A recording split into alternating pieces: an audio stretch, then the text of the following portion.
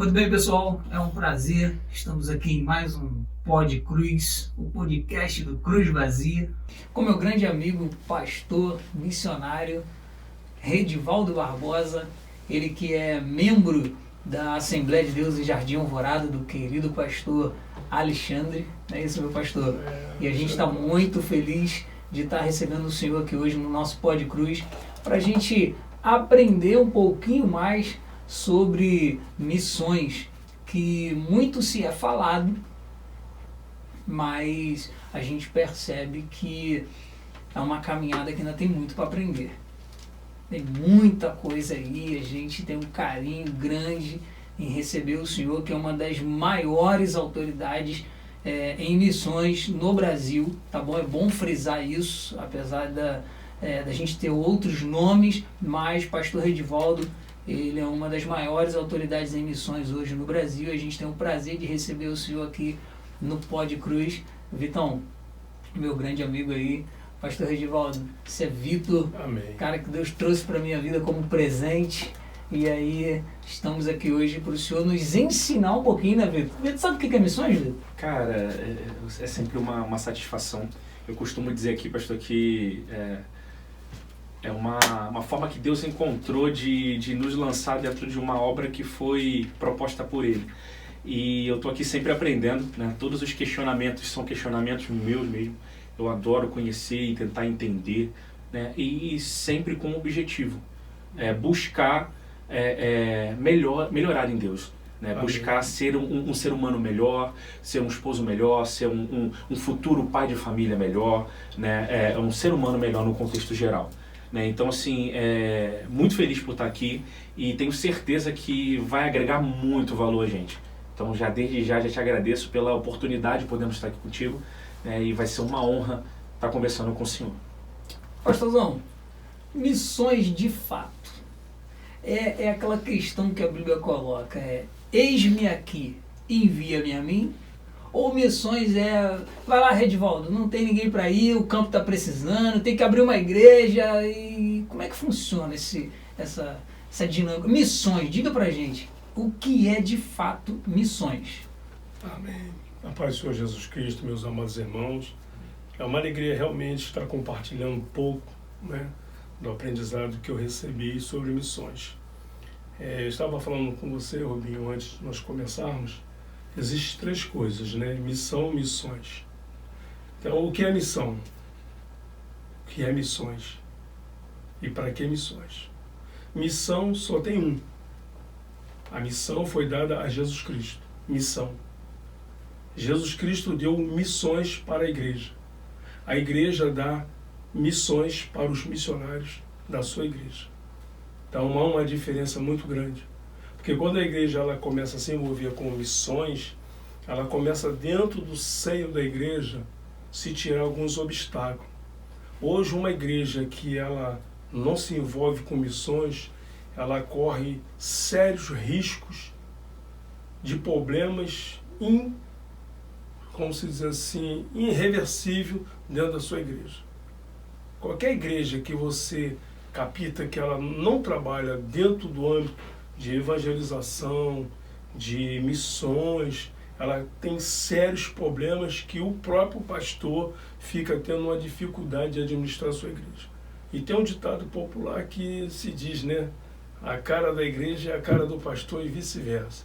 Então, quando essa igreja ela não se envolve com missões, ela começa a ter sérios problemas. Posso citar um? À vontade. Fofoca. Eita, mas isso tem dentro da igreja? A igreja ela começa já a ter fofoca, são aborrecimentos que o pastor começa a ter. E uma fofoca, ela traz um deslabor dentro da igreja, com uma coisa assim muito irreversível dele controlar isso. Isso é obra de quem? Do próprio Satanás dentro da igreja. Porque a mente vazia, ela se torna o quê? Uma oficina de Satanás. Então, quando a igreja ela se envolve 100% com missões dentro do âmbito da evangelização, essas coisas não há tempo para as pessoas. Eu me lembro que quando eu comecei a obra missionária, praticamente já tem quase 30 anos isso. Eu não tive tempo de aprender muitas coisas dentro da igreja. Eu não tive tempo de dirigir um culto. eu não tive tempo de pegar um instrumento. O único instrumento que Deus me ensinou foi bater palma. Mesmo assim, eu tenho que ficar olhando como é que ele dá as palmas. Ele é do meu grupo. Às vezes eu estou tocando palma e minha esposa fala, para, por favor, que você está desafinado. Eu não sei por quê. Então, hoje, assim, por eu rodar muito o Brasil, fora do Brasil, estou sempre ministrando palestras sobre missões, então a gente começa a detectar algumas coisas dentro da igreja por falta mesmo de conhecimento. Você dizer assim, não digo teológico, porque existem palavras dentro da missiologia que você não tem como ouvir dentro da igreja, num culto ou numa escola bíblica. Por exemplo, antropologia missionária. O que vem a ser isso? Você não tem como explanar isso num culto, você não tem como ensinar sobre isso dentro do culto. Eu agora estou ministrando lá no curso de missões, histórias de missões. Então, eu vejo assim que os alunos, eles estão recebendo um ensinamento para dar continuidade. Se eu perguntar aqui a vocês agora, quantos anos tem um cristianismo? De cara não vou saber responder. Não, pelo menos uma ideia. Uma ideia. Quantos anos? Cristianismo?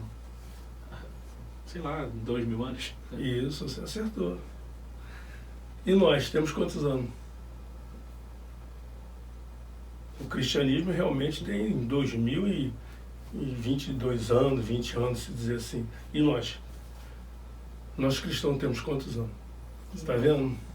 Então, em histórias de missões, você aprende, porque quem começou essa obra não fomos nós. Sim. Foi o catolicismo. Então, muitas vezes você vê dentro da igreja um pouco de separação. Dentro da missiologia, nós não separamos. Dentro da missiologia nós fazemos assim, mundo A, mundo B, mundo C. Então nós estamos dentro do mundo C.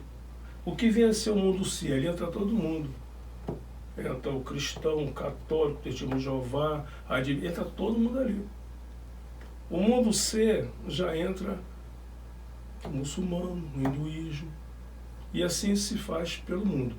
Então hoje, as igrejas, por ela não se envolver dentro de missões, nem se envolver dentro do evangelismo, ela pratica uma coisa que eu acho feio, talvez assim por falta de conhecimento que muitas igrejas atuam dessa maneira. Pregam um evangelho ameaçador. Jesus está voltando. Jesus está voltando. Através do medo, né? É o medo. Então uma pessoa está ali sentado, né? E talvez ele não quer pregar sobre o pecado, pregar para que a pessoa se conserte, consiga chegar até o final. Então é pregado que Jesus está voltando. Está vendo os sinais? Olha, todo dia acontece isso. Isso já acontece desde o início do mundo. O assassinato começou lá no Éden. Então não é nada novidade. Está associado a essas profecias que o pessoal fica soltando aí aleatoriamente também? Pode ser, né? Uma facilidade muito grande. Hoje, quando você fala assim, a maior denominação que vem a ser os Pentecostes, hoje nós estamos saindo igreja dentro de igreja.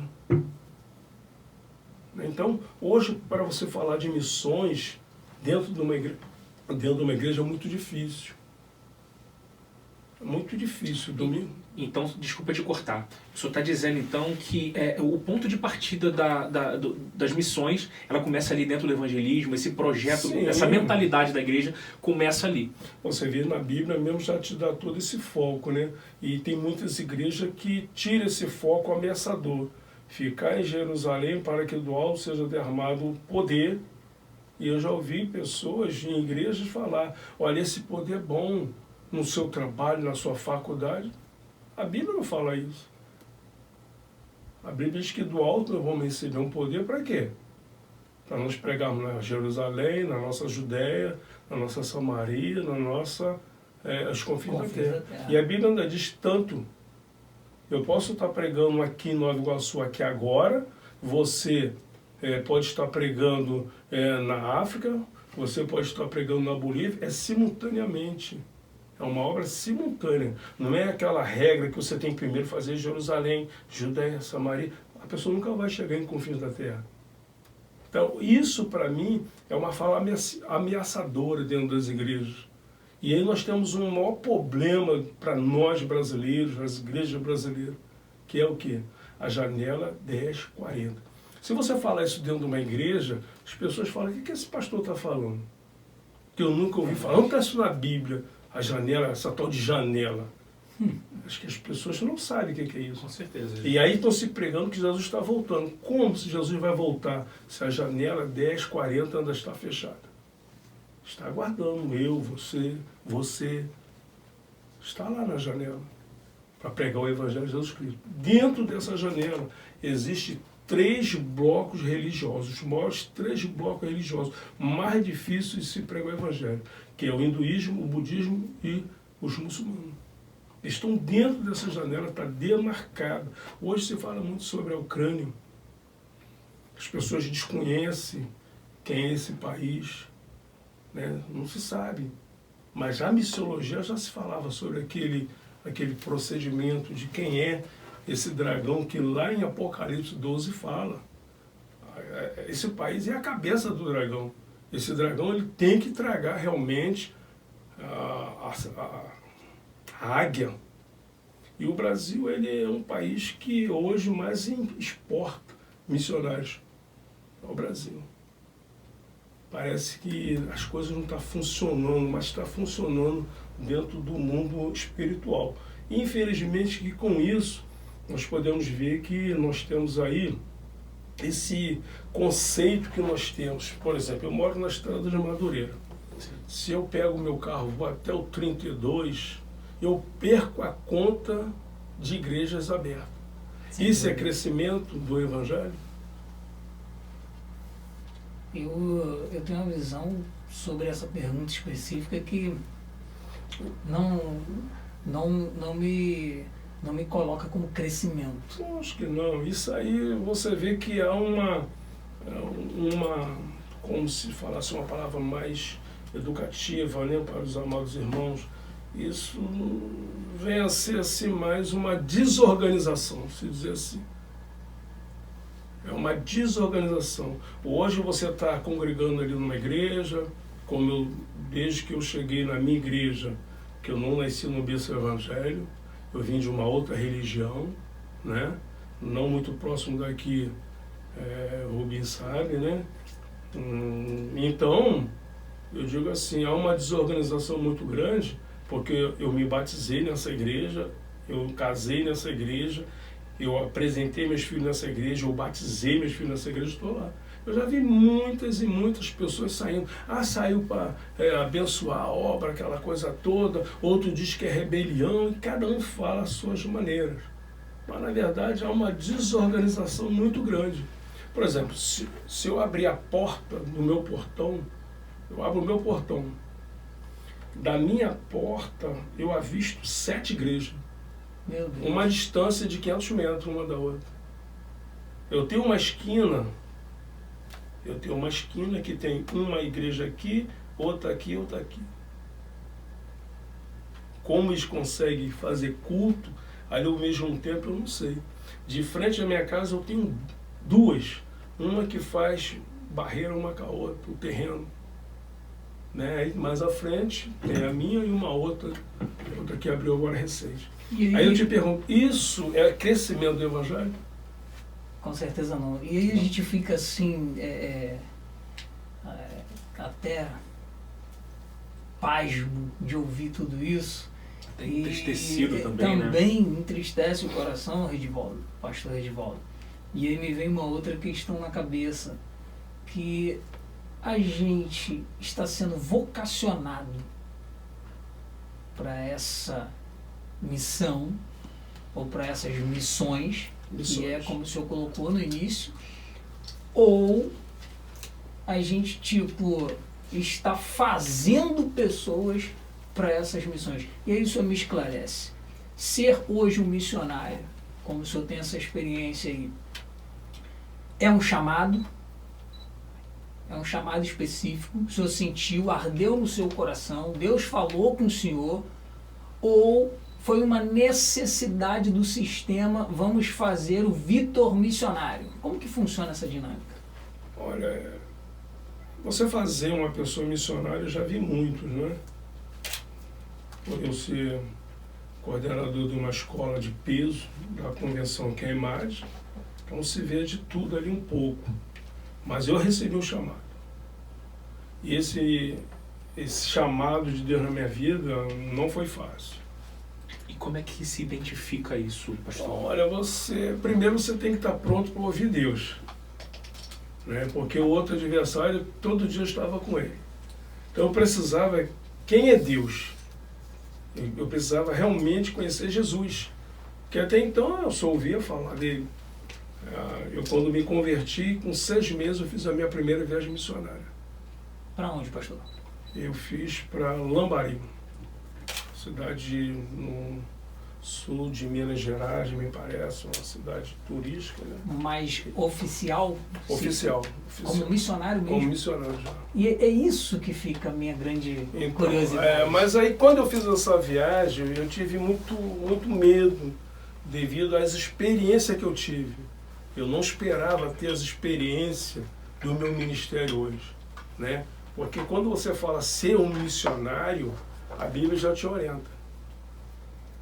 Ide, a primeira coisa que o missionário tem que estar pronto e sabe que vai fazer é expulsar demônio. Ide, em meu nome, expulsarão demônio. É o primeiro ponto. É o primeiro ponto. Mas todo mundo então se converteu, aceitou Jesus e é missionário? Não. Isso que eu ia perguntar. Não. Agora, todos nós devemos pregar o Evangelho, independente de ter um chamado específico. Sim. Eu tenho um chamado específico na minha vida com a minha esposa. Por nós termos frequentado uma outra religião, então nós recebemos assim um chamado específico. Hoje eu trabalho com essa oposição que era nossa na época, né? É o nosso aniversário, então eu recebi esse chamado. Para mim, no começo, para mim ir para as missões, eu tive que passar por uma moenda de Deus na minha vida. Eu fiz a primeira viagem, eu me tornei assim, uma alegria muito grande, uma experiência que eu tive, né, de entrar numa casa e colocar a mão nos olhos de uma pessoa, em nome de Jesus ser curada, e a pessoa voltou a enxergar. Então, para mim que foi impactante, eu como novo convertido. Aquela alegria me trouxe, assim, uma experiência grande, mas faltou alguma coisa na minha vida. Faltava eu dar o meu pontapé, né? Você ser somente um missionário e não ter a teologia, a missiologia, fica muito difícil de você trabalhar no campo missionário. Você trabalhar com uma outra cultura. Hoje eu sou um missionário transcultural. Legal. Porque toda missão é transcultural. Então tem o chamado, mas esse chamado ele precisa de um preparo. Um preparo.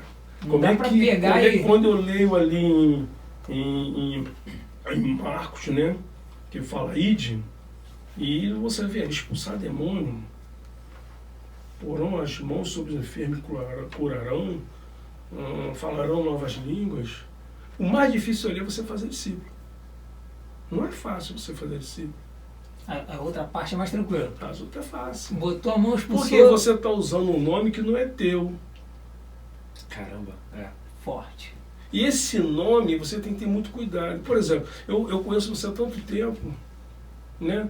Eu podia chegar para você e falar assim, eu falar, Rubem, eu tô com um problema aí, cara, você pode me emprestar o teu nome, que eu quero tirar um carro? Poxa, vamos lá. Você tira esse carro para mim, né? Eu vou usar o teu nome. E aí passa o primeiro mês, segundo mês, terceiro mês, não pago. O que vai acontecer com o teu nome? Então isso está associado a... o primeiro impacto é pelo nome de Jesus. Você expulsa e tudo mais. E agora, a manutenção daquilo vai... Tem Jesus. Aí é a sua consagração individual. Senão o teu lado carnal humano vai falar mais alto e vai destoar, né? Sim, aí o que você se vê hoje nas igrejas, as pessoas usando o nome de Jesus emprestado, mas sujando o nome de Jesus. É como eu dei o exemplo agora. Se eu não pagar as prestações do carro, eu vou sujar o nome dele. Então tem um montão de gente comprando carro no nome de Jesus e não pagando a prestação. Mas dia de domingo eu dou presente. A gente me deu com 48 prestações a pagar. Vai lá sujando o nome de Jesus. Ainda consagra a chave ainda. Consagra o nome dele. E consagra na frente da igreja para até causar inveja aos irmãos, né? Se o carro for mais ou menos, eles esperam acabar o culto. Inveja gosta? Mas pastor, deixa eu te fazer uma pergunta. Existe a possibilidade que, pelo nome de Jesus, mesmo você com a vida podre, existe a possibilidade de naquele momento Deus te usar, expulsar o demônio daquela pessoa, mesmo com essa tua condição. Claro, todos nós somos pecadores e isso não vai mudar, mas existe aquela questão de você buscar ser uma pessoa melhor e buscar em Cristo isso. Mas existe assim, naquele momento, você está com uma vida muito ruim, está numa fase ruim, é traição, é isso, aquilo, e mesmo assim Deus te usar para expulsar? É uma pergunta assim, difícil até de responder, mas eu vou te responder. Você já perdeu R$100 mil? Não. Por quê? Porque eu não tenho. Como é que você vai ter uma coisa que você nunca teve? Tá vendo? 2 homens de Deus. Todo dia aquela garota falava. E o que foi dito para ela? Espírito, sai. Paulo, eu conheço. Agora tu, quem tu é? Então são perguntas um pouco difíceis. Se eu sei o que é Deus na minha vida, para que eu vou perder? Eu sei o valor que é de Jesus na minha vida, por que eu vou perder? Eu vou fazer por onde eu levar esse nome tão valoroso a outras pessoas. Não importa se o meu nome, a minha vida vai custar um preço, mas eu sei o valor do nome de Jesus na vida de outra pessoa. Então, quando você adquire uma experiência no campo missionário, você valoriza aquilo que Deus te deu. E para mim valorizar esse nome de Jesus, eu tive que ter uma etapa na minha vida. Sim. Quando Jesus começou a me chamar para os continentes, eu ficava assim, será essa imaginação minha? Eu tinha sonhos, imaginação minha, todo mundo tem sonho. Eu não queria acreditar. E aí o pastor foi e falou, olha, Rivaldo, eu vou te consagrar a diácono. Pô, chorei, emoções, né? A primeira coisa que veio na minha cabeça, fui lá no Norte Shopping, comprei 2 ternos, um preto e um sapato preto. Um terno marrom, um sapato marrom e um vidro de perfume importado que eu gosto. Tá cheiroso, né? Eu chegava lá na igreja com o nariz lá em cima. O diácono. O diácono. É igual que a Bíblia fala, né? Resistir os diáconos e eles fugiram. E eu ficava ali para servir o ministério, servir o pastor, todo bonito. Pá. Quando eu acabava, as irmãzinhas, tá bonita, irmão? Isso foi pouco tempo. 7 dias Jesus tirou essa vaidade minha. E eu tive um sonho. E eu acordei triste, chorando. Mas por que eu ouvi? Eu falei, é um sonho que Deus me deu. Deus me mostrou que eu vou ser o gari. Eu vou ser um gari. Eu dirigi um caminhão de lixo, eu vestido de gari, eu entrava nas casas das pessoas, orava, tirava aquelas imundícias da casa da pessoa, botava dentro do caminhão de lixo e apontava sempre uma igreja para a pessoa. Hoje eu não tenho muita importância de estar em púlpito, de estar de terno. As gravatas, ultimamente, estou nem usando porque não está dando mais, né? Às vezes, quando me chamam para mim ministrar alguma igreja, eu falo, irmão, tem que ir com a capa de crente? Tem que ir com a capa. Gostei dessa, gostei. Tá vendo? Gostei. Então também, tudo bem. É, isso aí.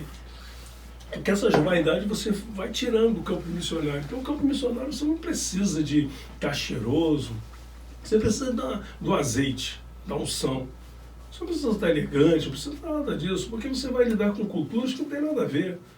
Né? Eu já trabalhei com os índios que eu não precisava de roupa, eu tinha que estar só de calções, sem camisa, sem nada. Ficou quanto tempo com os índios?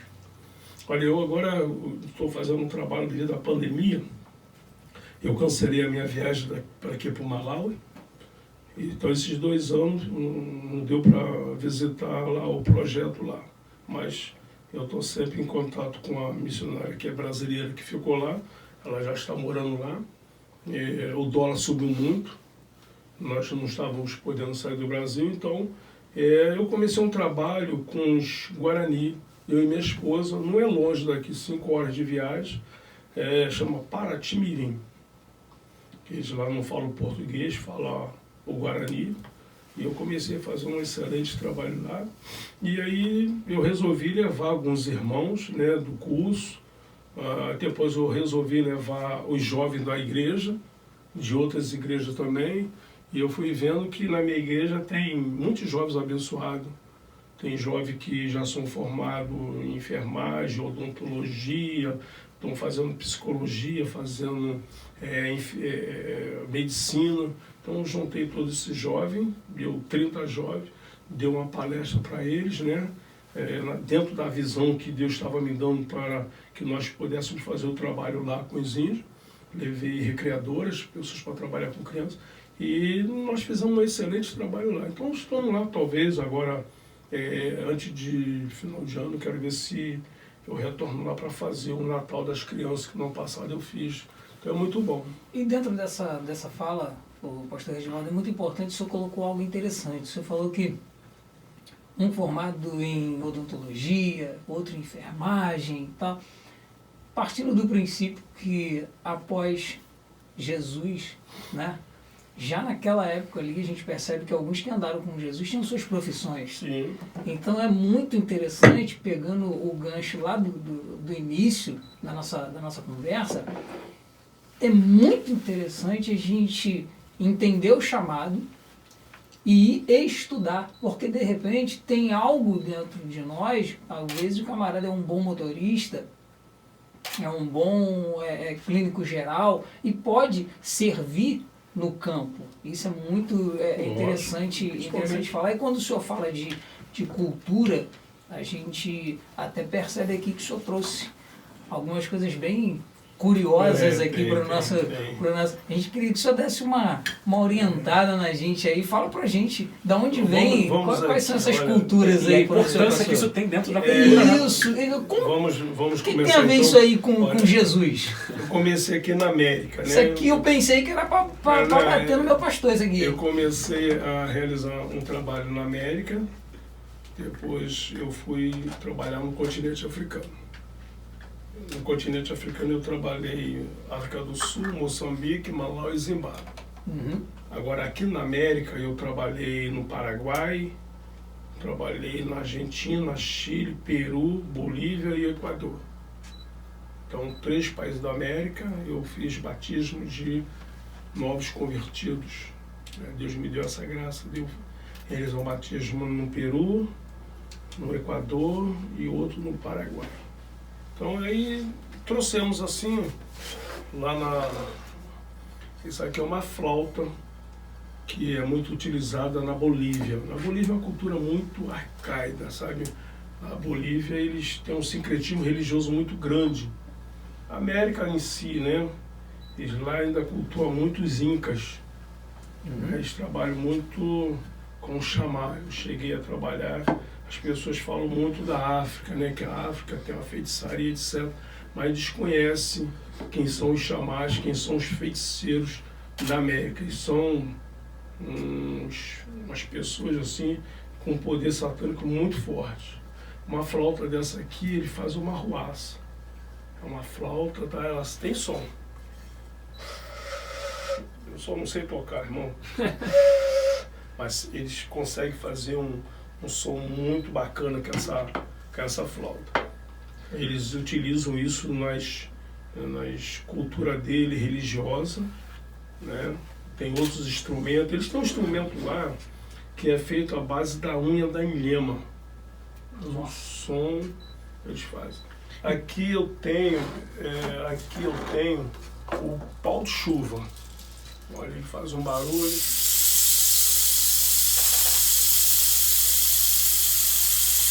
Caramba. São músicas antigas, né? Que eles utilizam.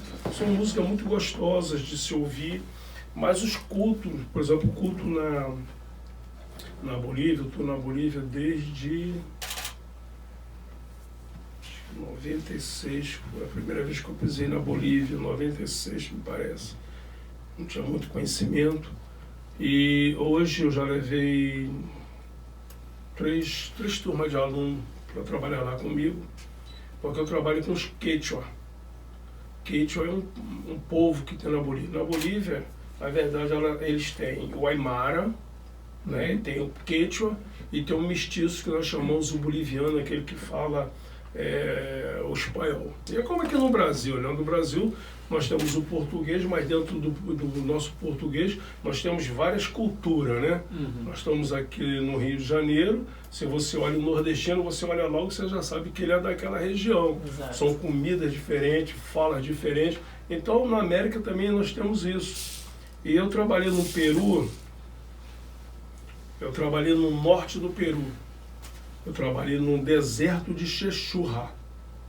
Deserto de Chechurra. Eu trabalhei lá com a minha família. Então o missionário vai para o deserto. É o deserto. Preparem. Chechurra é o Missionário vai pro quinto deserto mais quente do mundo, é o deserto de Chechurra.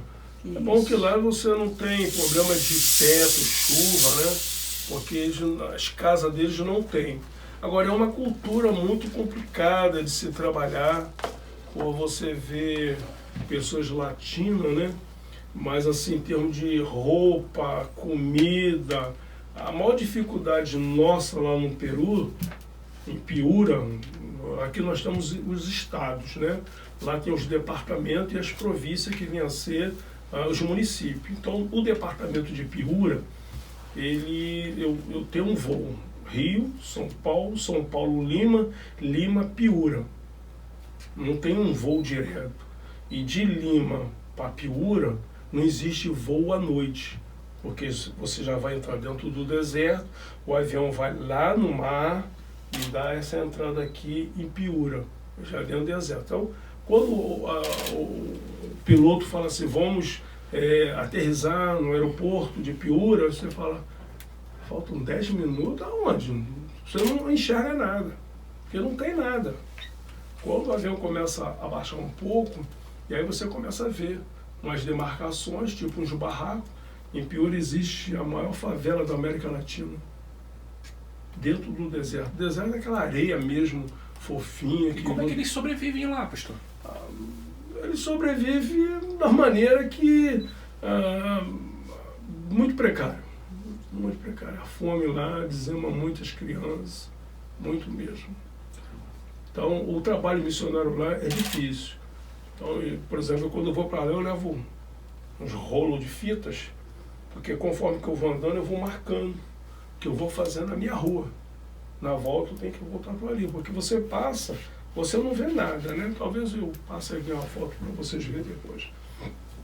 Agora, lá é assim, você pega uma temperatura de dia 60, 62 graus, à noite ela cai para 0. Então, a gente fazemos assim as covas, para poder dormir, que fica quentinho dentro da areia. Agora, a dificuldade nossa lá do trabalho, por incrível que pareça, é a coisa mais banais.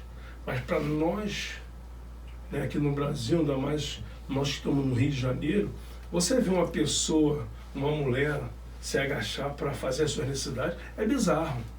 Não é normal. De manhã você vê aquela família todinha indo para o sanitário público. Uma coisa enorme. Eu vou mostrar depois a vocês. Se agacha ali, faz sua necessidade e vai embora.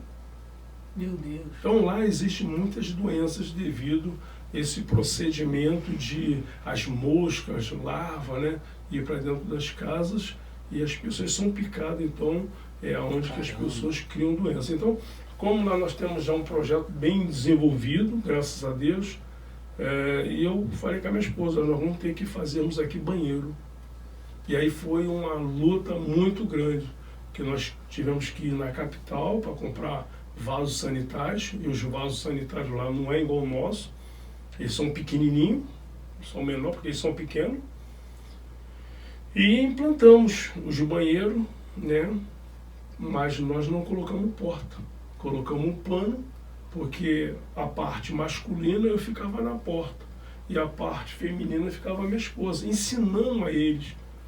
Com uma coisa muito primitiva, né? Você ensinar um homem barbado, ele sentar no vaso, não, você tem que esperar, calma, faz força, vai com calma. Porque eles queriam ficar em cima do vaso, e o nosso medo é aquele vaso ali partir e acontecer um incidente maior. E minha esposa com as mulheres, ensinando como é que elas deveriam fazer toda a acepção no corpo, após as suas necessidades. Isso não é assim, se falando, amanhã está tudo certo, não. É isso que eu ia perguntar para o senhor. Como é que eu acredito de fato, né, Rubi, que é um grande desafio, né? E isso explode a minha cabeça porque a gente vive dentro de uma bolha. Por mais que a gente ache que a gente sai da nossa igreja e vai evangelizar na praça, a gente já está se achando, né? E aí, quando você se depara com uma situação dessa, cara, tu choca. É assim, pastor, eu sei que tem desafio, mas como é que é a comunicação? E assim, eles recebem bem ou tem agressividade? Como é que é o controle disso? Eles não têm a agressividade porque eles estão numa situação ali de necessidade, vulnerabilidade, então qualquer coisa que você apresente a ele, que seja bom para eles, eles aceitam, né? Tem aqueles que rejeitam um pouco, mas eles aceitam muito bem, né? Graças a Deus o Evangelho. É difícil você montar uma equipe para se passar lá pelo menos 30 dias fazendo um trabalho lá. Às vezes você vê as pessoas na igreja, pô, isso aí, rapaz, é um homem de Deus, é uma mulher de Deus. Aí quando bate lá, fala, mas você desviou, o que houve? A pessoa perde. Então é antes que nós criamos grandes problemas no campo missionário, é você fazer o teu discípulo. Porque às vezes, normalmente quando eu levo a equipe para trabalhar comigo, eu não pego assim a laço, não. Eu dou palestra, explico o que pode, o que não pode. Se eu falar não faz, não faz. Porque vocês vão passar problema. Mas mesmo assim ainda dá problema. Dá problema. E aí fica algo na minha cabeça. Estou aqui observando o senhor falar das limitações do povo lá. Missões, então, é muito mais além daquilo que nos foi passado, porque passa-se um glamour muito grande de missões das grandes metrópoles, dos grandes templos, das grandes campanhas, como o senhor mesmo falou, dos ternos de luxo, as gravatas de seda. E aí a gente para ouvir tudo isso, Vitor, e eu estou aqui com o coração ardendo e literalmente voltado para falar para Deus assim que eu fiz até hoje dentro do Evangelho. Ele se questiona. Porque esse questionamento é muito, muito importante, isso me traz à tona essa realidade, o pastor Redivaldo, porque nos foi ensinado, estou falando de mim, que acabei de completar 43 anos, nascido e criado dentro de uma cultura assembleana, me passado uma missão, que na realidade nem me passaram missões. Eu conheço um pouco do que o senhor falou hoje por questão de formação, mas de lá de trás foi me passado missão completamente diferente do que a gente está ouvindo aqui hoje. Foi passada uma missão muito glamourosa, que no máximo era ali dar uma cesta básica do outro lado do rio. Entendeu? Então, assim... Você falando dessa maneira, Rubinho, é muito forte nós temos isso. que entender o seguinte. Existe missões e obrigações. O que você está me falando de entregar um folheto, pregar ali, fazer... Isso é obrigação, é dever da igreja. E que nos foi passado. Agora, a obrigação da igreja é realizar missões. Você dar uma cesta básica, você montar um evangelismo, isso é dever da igreja. Agora, a obrigação da igreja é realizar missões. É obrigação. Então, há uma diferença de você ter o seu dever e você ter a sua obrigação. A igreja, ela tem os seus deveres e tem suas obrigações. Porque quando você vai ao campo missionário, você tem uma obrigação de se preparar para encarar aquela situação. Por exemplo, quando você trabalha na América Latina, são dialetos. Lá nós temos o dialeto do Aymara, nós temos o dialeto do Quechua, né? E o próprio boliviano, ele não entende o dialeto Quechua. Então, quando eu vou para a aldeia, eu tenho que levar uma pessoa que faça a tradução para mim. Porque eu também não entendo a língua do Quechua. E quando eu estou com uma pessoa, um brasileiro, eu tenho que falar português, né? Porque o nosso português ele é vasto, em sinônimos e antônimos, para que o boliviano, ou o peruano, ou o argentino não entenda o que eu esteja falando. Porque se eu falar o português normal, eu posso cometer alguma coisa terrível, como já aconteceu. Eu estava na Bolívia, então era na hora do almoço, eu fui lá para inaugurar um orfanato. E estava as irmãs, todo mundo sentado, e lá se come muito com as mãos. E me trouxeram um garfo para me comer, sabendo que eu sou brasileiro. Sendo que a quechua, ela não é igual às mulheres nossas brasileiras. Elas não têm o costume de usar as roupas das mulheres brasileiras, as roupas íntimas. Então é normal, elas colocam, por isso que se chama as 7 saias. Então ela tem, cada saia daquela tem uma afinidade a se realizar. E nós estávamos comendo, era até frango, e tinha uma quechua na minha frente. E ela, quando levantou a saia, ela foi na última saia para limpar as partes íntimas dela. E eu falei, opa! Esse meu opa, eu estava xingando ela de tudo que foi nome ruim. Meu Deus! Foi assim uma gafe que eu cometi horrível.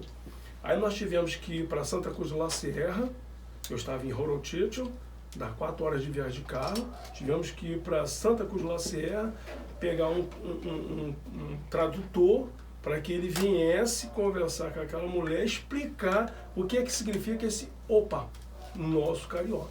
Então o carioca, ele tem muitas gírias, e essas gírias no campo missionário se tornam perigosas. Olha, ela ficou assim, mas até hoje ela fala isso para mim. Você não conhece ela até hoje? Conheço. Ainda está indo lá? Está lá na igreja, no projeto, lembra? Ela falou, nunca... Então, essas coisas acontecem muito no campo missionário. Se eu estiver com você lá no Peru, por exemplo, eu nunca vou poder chegar e falar, irmãos, vamos lá na casa do feiticeiro. Ele não vai gostar. Se eu começar a mostrar objetos a ele, aquilo que o feiticeiro fez, aquilo que o feiticeiro, ele não vai gostar. Então, o que eu tenho que falar? Olha, Rubinho, vamos na casa do bruxinho? Ele não entende o que eu estou falando. Então, você tem que falar num diminutivo, para que eles não venham entender o que nós estamos falando. São detalhes que fazem toda a diferença, né? Isso é muito, muito importante, cara. E vale frisar que, primeiro, eu não entendo nada de missões, já ficou claro, né? Pra todo mundo. Eu estou aprendendo muito aqui. Mas o pouco que a gente acha que entende, a gente foca muito na questão da África e naqueles países para aquela. Só que você está falando da América do Sul. Você está falando daqui. Está muito próximo da gente, entendeu? E está falando assim, numa escala de uma dificuldade absurda, né? Então, assim, dentro desse campo missionário que o senhor já foi, aonde foi mais complexo, mais difícil? Amazonas. No Brasil.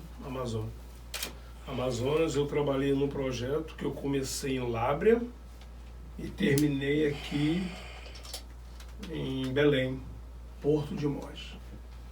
Lábrea, quando eu cheguei em casa, a minha esposa não me conhecia, de tão magro que eu voltei. Meu Deus. Tão magro. Porque nós tínhamos que pegar, lá nós pegávamos um barco, o que se chama popopó. O que é popopó? É um barco que você fica nessa posição, né? 5 pessoas. O que vai na proa, ele tem que estar com uma espingarda, que eu chamo a Vanderleia, chamo ela minha Vanderleia. Depois vocês vão conhecer minha Vanderleia. Eu tenho autorização para trabalhar com ela. A Vanderleia, uma lanterna e um facão, chama Tessá.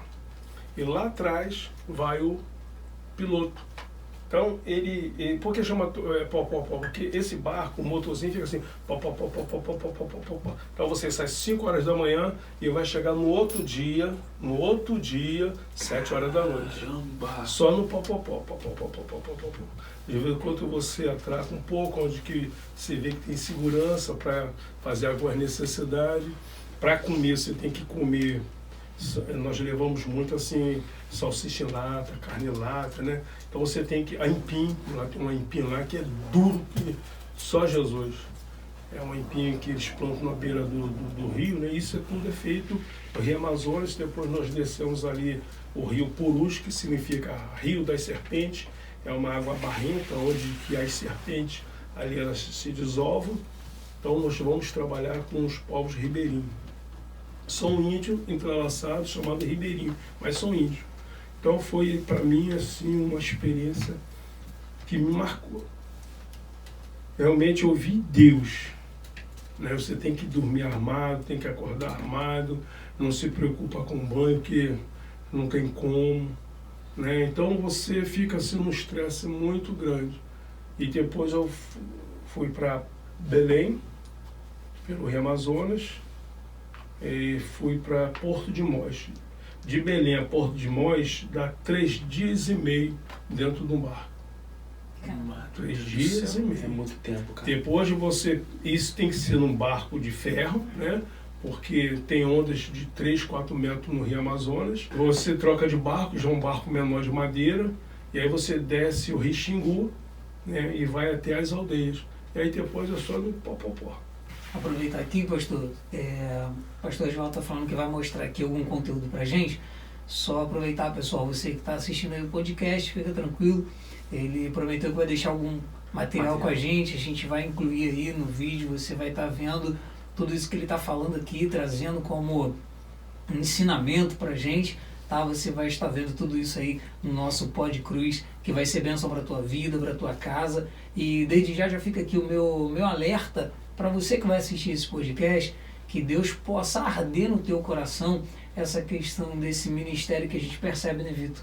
Que é tão lindo, tão árduo e tão necessário. Que Deus possa arder isso no seu coração. Já caminhando aqui para o nosso final, pastor, as pessoas que estiverem assim, sentindo esse chamado como o Senhor sentiu de fato, para o campo de missões, como que a gente faz? Lógico, né, a gente tem um senhor que a gente pode procurar para estar se instruindo. O senhor falou muito sobre a transcultural, essa questão é muito importante. Então, assim, deixa um recado para o pessoal. O senhor está dando curso aonde? Como é que a gente faz para encontrar o senhor, para estudar com o senhor, para ser um missionário? Como é que eu faço? Como é que a gente faz? É fácil. Eu estou congregando e congrego na Assembleia de Deus de Jardim Alvorada, aqui próximo, né? Pastor Carlos Alexandre. Lá nós temos o nosso curso de missões. Eu sou coordenador desse curso de missões de todo o Rio de Janeiro. Esse curso não sai nada da igreja. Esse material ele vem todo de São Paulo, né? Eu sou ligado à CJDB, que é a Convenção das Assembleias de Deus no Brasil. Eu sou da CENAME, que é a Secretaria Nacional de Missões, onde eu tenho todo o cadastro, todo o conhecimento, né, necessário. Algumas coisas que eles me pedem para mim visitar algum campo, eu vou. E tem a IMAD, que é a Escola de Missões da Assembleia de Deus do Brasil. Isso são órgãos ligados diretamente à CJDB. O nosso curso ele é oficial. O certificado, hoje eu estou com uma camisa, né? Legal, Escola de Missões. É a Escola de Missões. Isso aqui é um material que o aluno recebe. Ele recebe uma camisa, ele recebe uma agenda, caneta, e todo mês ele recebe uma lição. São 10 módulos que o aluno ele tem para ficar comigo esse período.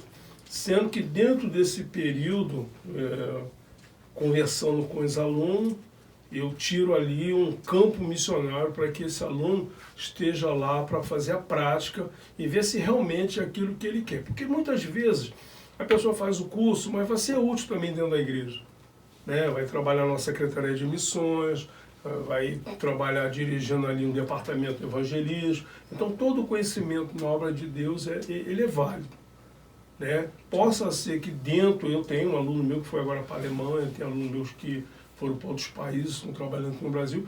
Isso de a pessoa fazer o curso não quer dizer que a pessoa já vai direto para a África, que vai direto para... Não é assim. Há um processo. Então, o aluno ele primeiro conversa com o seu pastor, né, para que ele tenha já a bênção do seu pastor para ir para o curso, e dentro desse curso ele vai ter todo o aprendizado do campo missionário. O nosso curso ele é transcultural, tá? Só sim que é bom que o aluno pelo menos ele tenha mais de 5 anos de crente.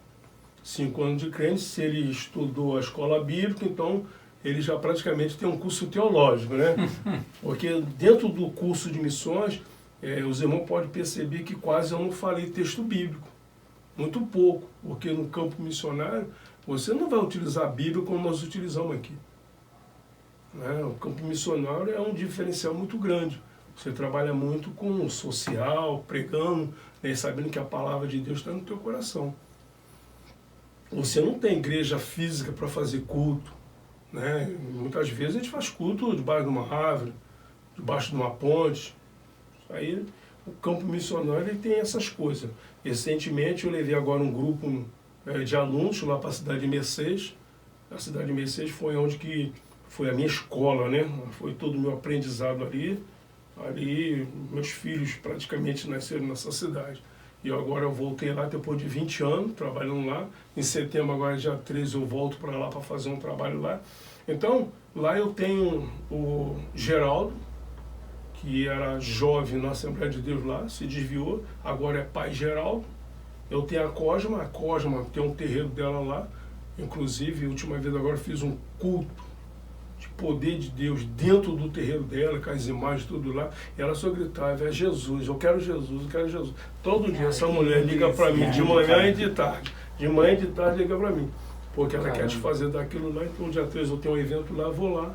E ela falou que não quer mais aquilo, que ela quer ir embora. Que ela, isso é lindo, cara. Ela tem casas em Pernambuco, então ela quer ir embora. Eu falei, se a senhora quiser doar para mim, meu coração está aberto para me montar aqui uma base missionária para que eu possa estar desenvolvendo todo o trabalho. Então, isso é Deus. Verdade. A honra é para Deus, a glória é para Deus. Mas para me chegar a isso, eu tive um processo de Deus. Não foi fácil para mim. Né? Não foi fácil para mim chegar até aqui. Porque quando Deus começa a te chamar para uma missão transcultural, você pensa mil uma coisa. Ó, eu tenho família, tenho um filho, não vou nessa onda não. Isso aí. O senhor já pensou em desistir? Não tem como. Não tem como. Não posso mais voltar.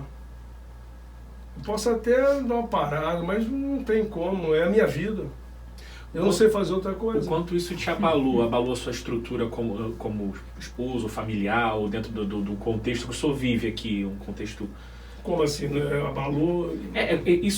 A questão da cultura, né? A transcultural, quanto isso te abalou? Quanto isso mudou a sua cabeça? Não, algumas coisas você fica um pouco triste, mas outras não. Porque quando Deus me chamou, Ele começou a falar comigo. Eu me lembro muito bem que eu estava num culto doméstico. Era um culto de ação de graça, com aquele direito que o assembleano gosta, o mendigão, o dono, né? A gente gosta, aquele pastorzinho murcho, né? Então, aquele pastor cheio de unção, né? Eu estava com a minha filha, né? Eu estava com a minha filha bem pequena, na época, porque ela tinha de 7 para 8 anos, a Camila. E aí eu percebi que lá para as 9 e pouca da noite, a minha filha estava meio coruju. Eu falei, filha, vamos embora, já está frio. Levei a minha filha, botei dentro do carro, cheguei em casa, botei minha filha lá no quarto, botei na caminha dela e fui dormir. De manhã eu acordei, eu não me atentei primeiro ver minha filha não, e isso é errado. O missionário primeiro tem que dar atenção à sua família, depois à igreja.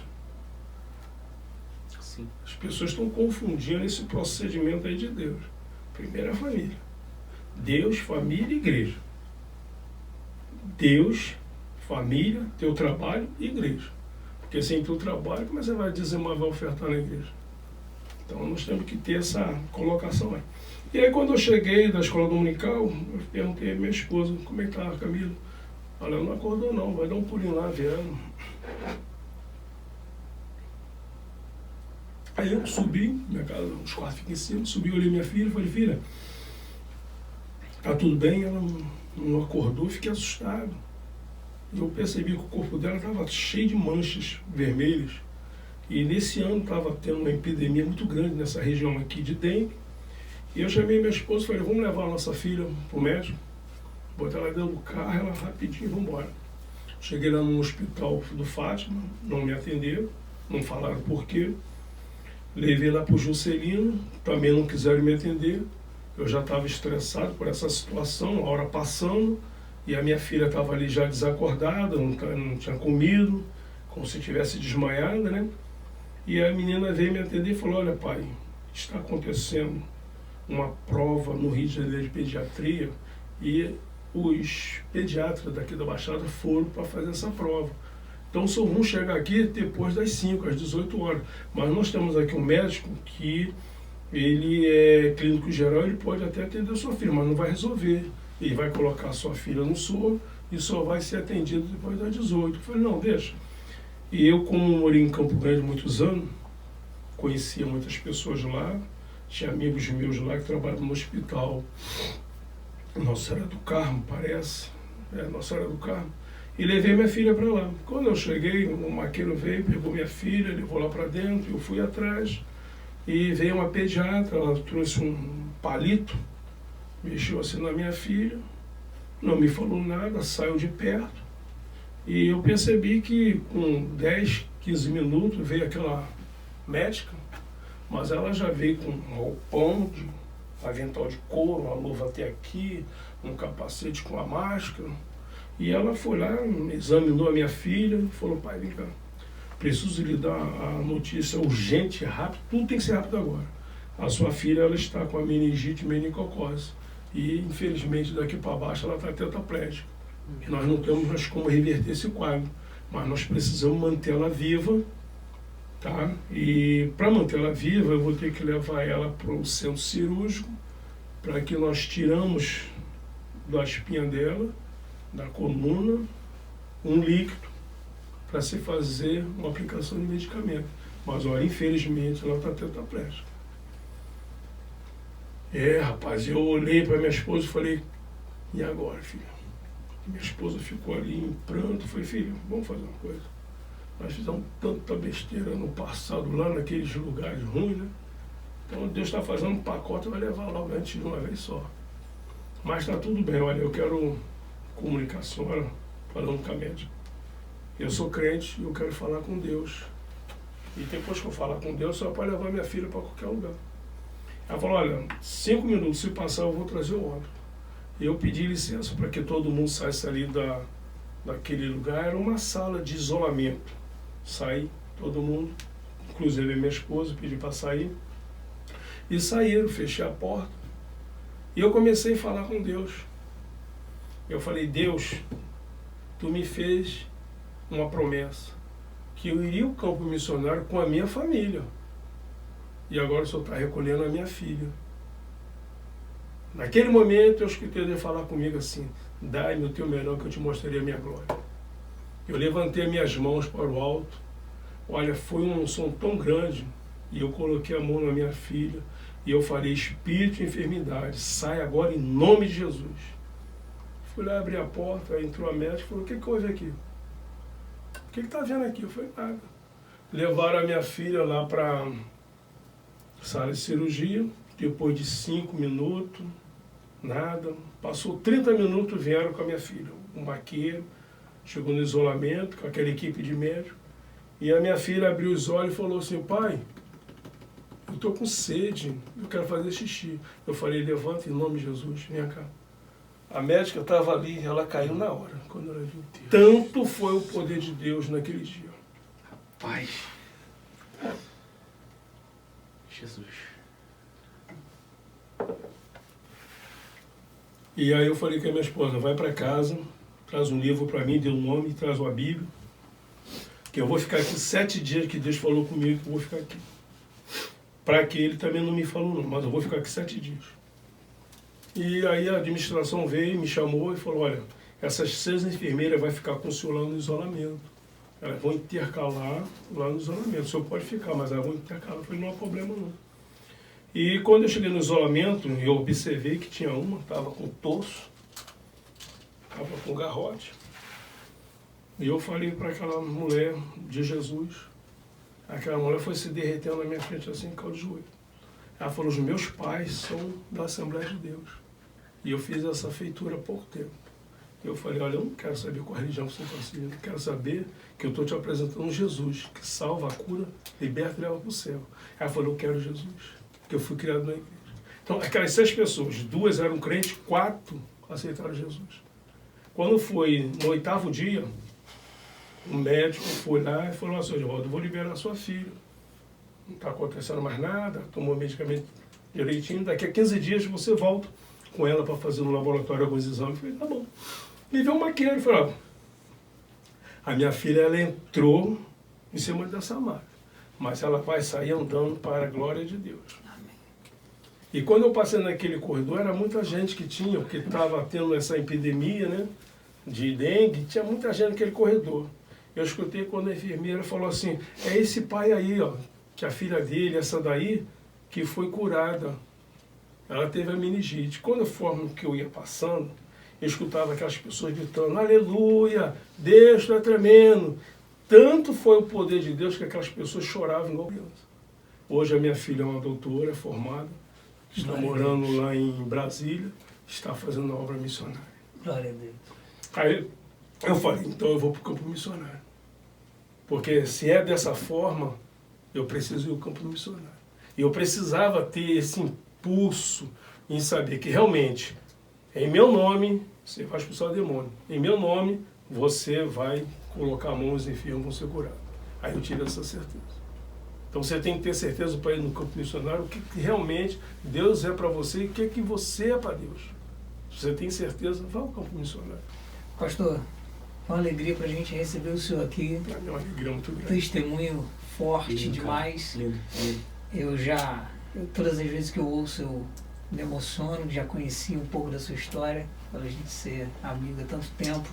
Para mim é uma alegria não só ter o senhor como pastor, mas também como meu amigo, trazer o senhor aqui para o Pod Cruz, o pessoal conhecer essa autoridade que é o senhor nesse mundo de missões, e que Deus continue abençoando tua casa, tua vida, sua família, uma alegria. que Deus continue enviando os recursos que o senhor precisa para continuar se mantendo no campo de missões, tá? E todas as vezes que o senhor precisar, o Pod Cruz está à sua disposição. A hora que o senhor quiser vir aqui falar de Jesus, quiser falar dos cursos, quiser trazer alguma novidade do campo de missões, Pod Cruz está aqui à sua disposição, tá bom? É uma alegria imensa para nós essa tarde de aprendizado que a gente teve aqui, né, Victor? Aprendizado, e o Espírito Santo falou muito aqui, né? O poder de Deus mesmo. Nossa. A gente programa uma coisa, pastor, a gente... Não tenho dúvida. Humanamente a gente acaba se tornando um pouco mecânico. E a gente vem e monta uma estrutura, mas quando Deus quer fazer, Ele faz e é maravilhoso.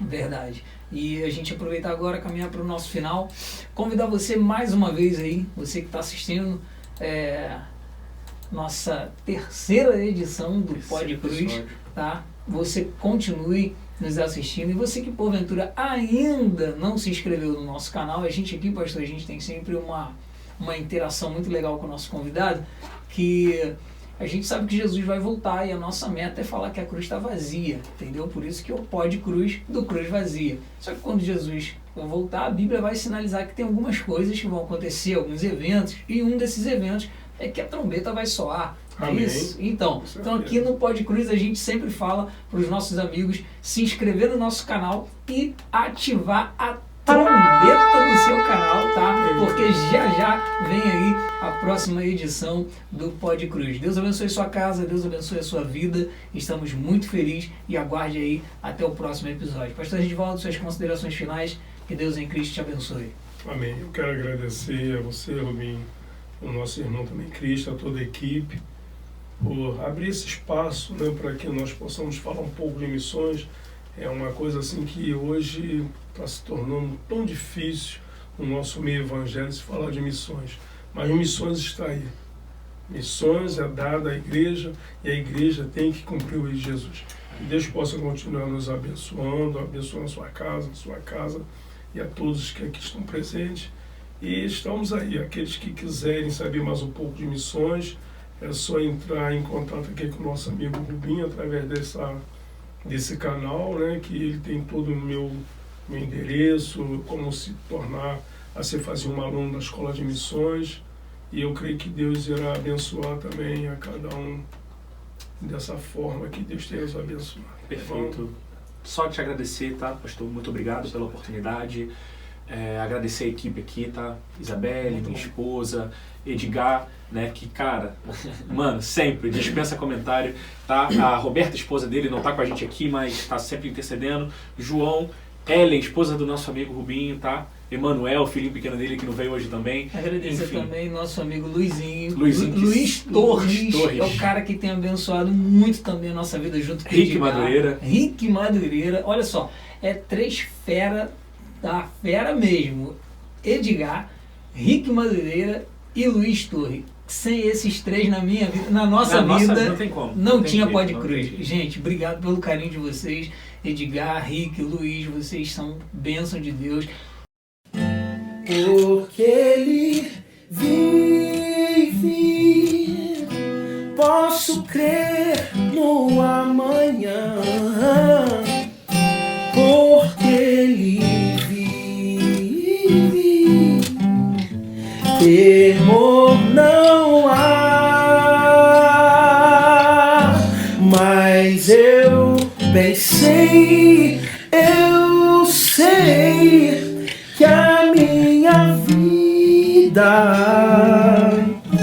está nas mãos do meu Jesus, que vivo está. Porque Ele vive, Ele vive. Posso crer no amanhã, porque Ele vive, Ele vive. Temor não há, mas eu bem sei, eu sei que a minha vida está nas mãos do meu Jesus, que vive.